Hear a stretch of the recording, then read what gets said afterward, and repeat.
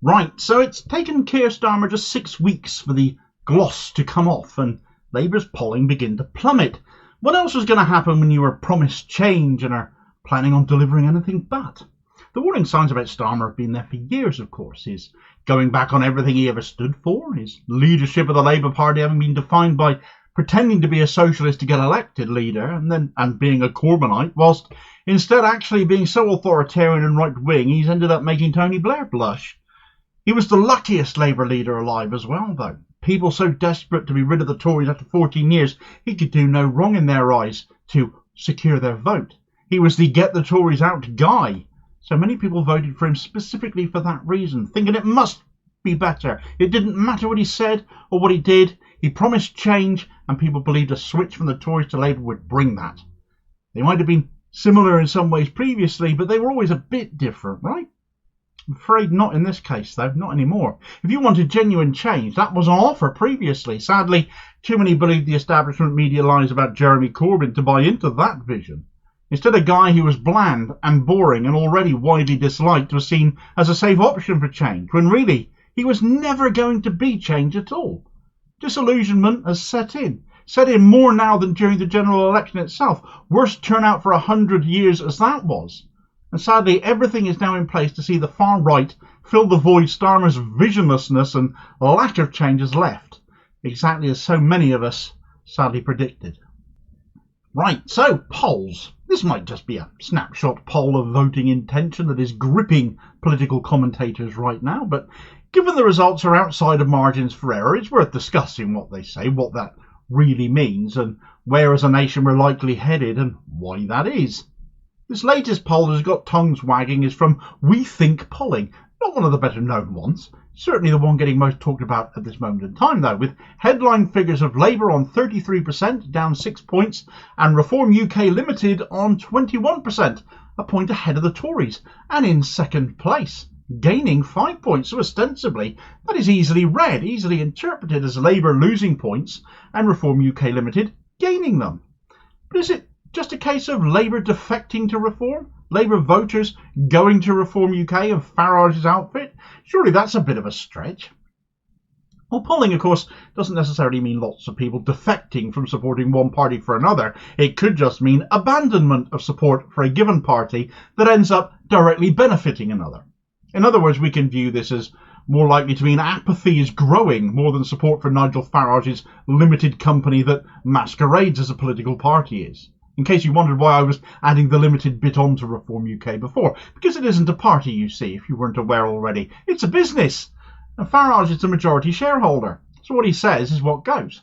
It's not a democratic body whatsoever. And people should be more and more aware of that and conscious of it. Because such a body, being in a position to form a government, should they ever get that far, would not be beholden to the trappings of political parties as a rule. To members, even donors, when you consider the biggest one of those happens to be Farage's fellow Reform MP Richard Tice.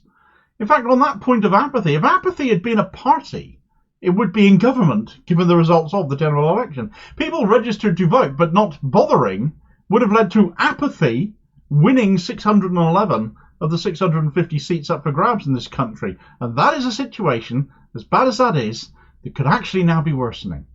Hardly democracy, is it? Perhaps you think I'm getting ahead of myself a little bit, though. It's just one poll, Damo. Calm down a little bit. And you're right. It is just one poll. I always advocate for looking at polling trends, don't I? Follow the polls for a bit. Look at what they're doing. Look at several polling companies and what their all results find. And what's the common ground there? What is the trend? Well, fortunately, the We Think polling poll, despite having generated all the excitement, actually isn't the only one that has come out since the election, or even in the last few days. BMG Research, much better known, has a poll out with Labour down 2 points and Reform up 3. Stonehaven, another less well-known pollster, has Labour down 1 point and Reform up 2. And in all these polls, the other parties broadly flatline across the board. The Tories sometimes a couple points down themselves. So the trend is Reform are on the up and Labour are coming down. Therefore, when so many of us were warning that Starmer is just a red Tory who won't change anything, he will end up letting the far right fill the void that he leaves behind, we're sadly right now being proven right. So avoidable though, wasn't it? Starmer knew he was going to win the election. There was no real doubt about that, was there? We all knew. And with the majority he now has, the power is all his to do exactly what he wants to do. He's got this massive majority now, hasn't he? If he genuinely wanted to change the country, he could. If he wanted to now bring transformative change, he could. It is his choice fundamentally to continue to serve the establishment, to not offer that change that he promised. The warning signs of any politician, frankly, them also being a knight of the realm, should have been there in flashing lights, in my view. That they would never be on the side of ordinary working class people, despite their claims to be working class, no matter how many times they tell us about their dad who was a toolmaker and their mother who's a nurse, who have it bad for so many years under the Tories, where it is in his power, Starmer's power, to change all of that for ordinary people, like he ostensibly pretends to be. He's chosen to turn his back instead, make all the same excuses, do the bidding of the rich and powerful donors, those with influence, the billionaire media moguls, and thinks he won't get punished for that because the horrendously undemocratic first-past-the-post voting system will protect him, protect his party, shield them from whatever rubbish and awfulness they present to us in the way of new laws and legislation, and it's either him or the Tories at the end of the day. So what you get from ordinary people around this country instead is anger and apathy and despair, and all of that plays into the hands of the far right. Theirs is the politics of despair, and as more people feel put off by what Starmer has been doing, it is the far right that benefit. In fact, there's one part to this that has seen Starmer act to all intents as a cheerleader for backing the likes of Reform UK Limited, and that's his pathetic attempts to take votes from them with his racist stances on immigration, his attacks on the far right, his echoing of Rishi Sunak's rhetoric of stopping the boats when that is still failing, because until you introduce a legal route to asylum, you don't actually stop boats from crossing, you don't actually put the traffickers out of business. If you provide people with an alternative safe route, that would literally stop the boats overnight. Now this week we've seen Starmer sucking up to Italy's fascist leader Giorgia Meloni about getting the EU to toughen up its stance on immigration. And that's all after the calls during the general election campaign for Bengalis to be deported, as Starmer was coming out with. And all from a man who once promised to make the moral case for migration at that. He lied then, like he does about everything. Starmer has chosen to starve kids instead of tax the rich. He's chosen to freeze pensioners instead of tax the rich. He's chosen to continue arms sales to Israel despite their crimes against humanity in Gaza. He has chosen to keep funding Zelensky in Ukraine to the tune of billions of pounds of our money because he can find the money for that. He chooses to use our money for that, but not for people here. Not to keep pensioners warm, not to keep kids fed. All this, and with a budget to come in the autumn promising more Tory austerity, as if it is George Osborne backing government and not Labour. Expect that support, therefore, to keep declining, and expect Starmer to think it doesn't matter, that he's still untouchable, and he will carry on regardless. That isn't a government acting in the nation's interest at all.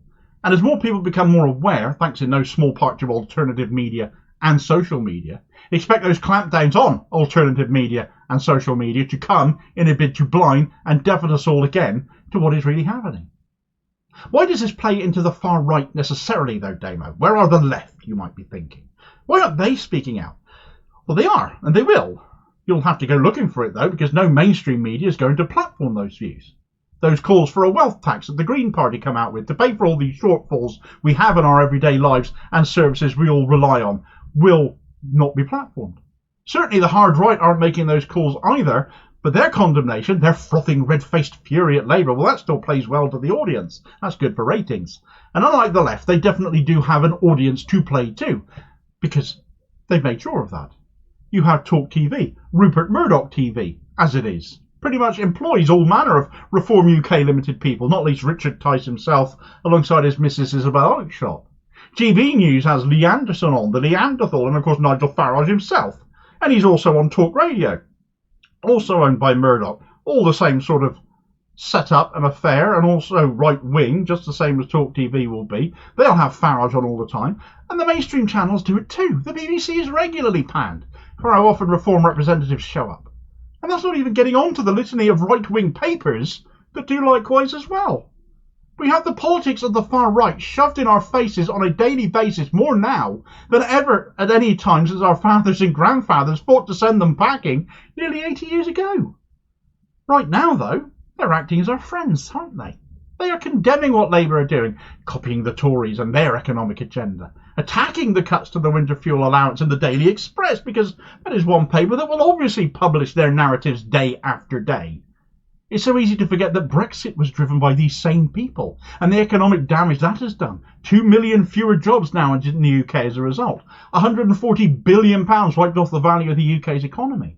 But in no small part was that vote also seen to be a chance to give establishment voices a bloody nose. There is a strong desire in this country to take it to the establishment and give them what for.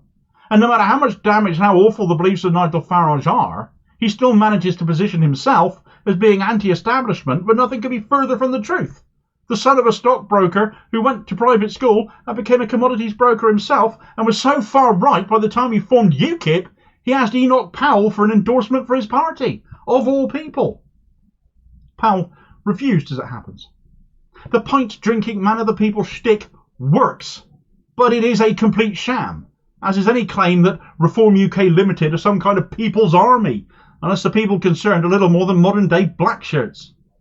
That isn't to say many are not onto Farage, of course. The hashtag Farage riots still trends in light of the rioting we've seen in the UK, because it has been driven by the language of the hard right, of the migrant bashers. Even though that, of course, also includes Starmer, the political pygmy that he is, doing more harm than good. Therefore, even this is unlikely to do Farage much damage.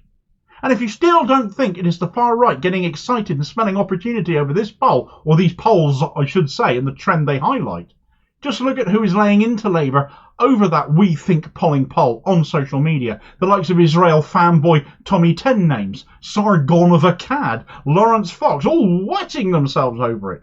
And if that doesn't tell you that this isn't common sense politics, fundamentally it is in Labour's hands and in Labour's best interest to shift away from this, to be more radical, to actually help make people's lives better, because this sneering condescension that they don't think they have to is going to continue to hurt them. And I think autumn's budget will be a massive reckoning if it truly ends up being a sham copy of a George Osborne omni-shambles. Starmer, I don't believe, is capable or indeed trustworthy enough to believe he would change tack and would do so meaningfully. I honestly think it is far, far too late for that, for him. Maybe the budget will be the trigger. Maybe it'll take punishing local election results next year. But there's no way I can conceive Keir Starmer lasting a full parliamentary term. In fact, I would be genuinely surprised right now at this moment in time if he's still in post by the end of next year. He isn't the man to put trust back into Labour, back into the country. Frankly, given how he rigged selections for his new cohort of MPs, there may be nobody capable of making the necessary shift, capable of becoming Labour leader again. The left, of course, having been ostracised, and Starmer putting measures in place to make sure they can never come back to lead the party. And Farage and co are going to end up being the biggest beneficiaries of all of that. The Tories themselves in no way looking likely to recover anytime soon. If you won't help people, they won't put their faith in you. They won't cast their vote for you. They'll stay at home instead. But the Faragists won't. And as much as more people may well be swayed by them, I firmly believe apathy will remain the biggest winner. And frankly, future polling should reflect as much. It shouldn't be a novelty for a pollster to offer a none-of-the-above option for clarity. And if you still think Starmer isn't enabling Farage, here's a video recommendation demonstrating exactly how he did that in this general election. It's almost as if he thinks Farage isn't a threat to him at all. The fool. And I'll hopefully catch you on the next vid. Cheers, folks.